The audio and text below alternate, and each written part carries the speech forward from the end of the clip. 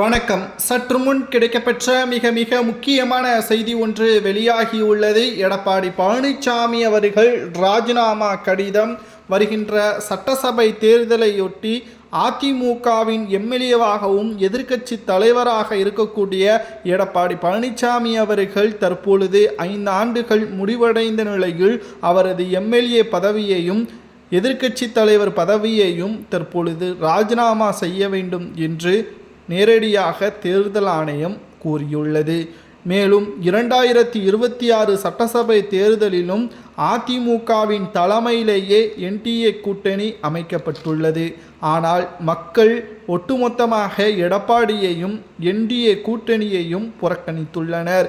பிரச்சாரத்திற்கு எடப்பாடி பழனிசாமி அவர்கள் செல்லும் பொழுது எதிர்ப்புகளும் விரட்டி அடிக்கின்ற நிகழ்வுகளும் நம்மால் பார்க்க முடிகிறது. மேலும் 2026 சட்டசபை தேர்தலில் அதிமுக தலைமையிலான கூட்டணியே வெற்றியடையும் என்று எடப்பாடி கூறியிருந்தார். ஆனால் துரோகியை எப்படி தமிழக மக்கள் தேர்வு செய்வார்கள் என்று ஓபிஎஸ் அவர்கள் பேசியுள்ளார். தற்பொழுது மக்கள் மத்தியில் அதிர்வலைகளை ஏற்படுத்தியுள்ளது.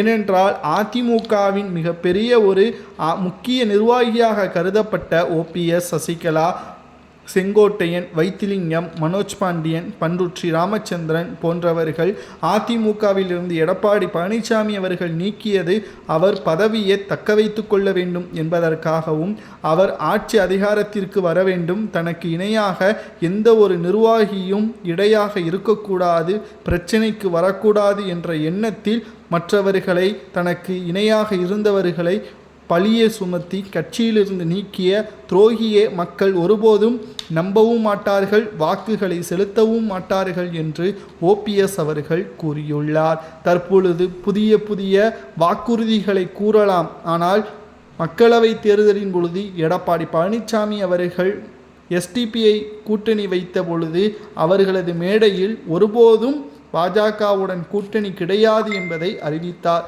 ஆனால் ஒரே ஆண்டிலேயே சட்டசபை தேர்தலிலேயே பாஜகவுடன் கூட்டணி வைத்தார். இவர் சொன்ன வாக்குறுதியை மக்கள் எப்படி நம்புவார்கள் என்ற கேள்விகளும் தற்பொழுது கேட்கப்பட்டு வருகிறது.